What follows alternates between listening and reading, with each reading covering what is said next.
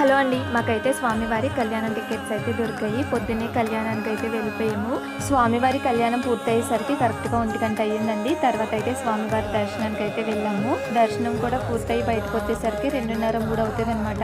దర్శనం పూర్తి చేసుకుని వచ్చిన వెంటనే ఇంక అందరికీ ఫుల్‌గా ఆకలి అయితే వేసిందండి. అందుకని ఇంకా భోజనానికి అయితే వెళ్తున్నాము.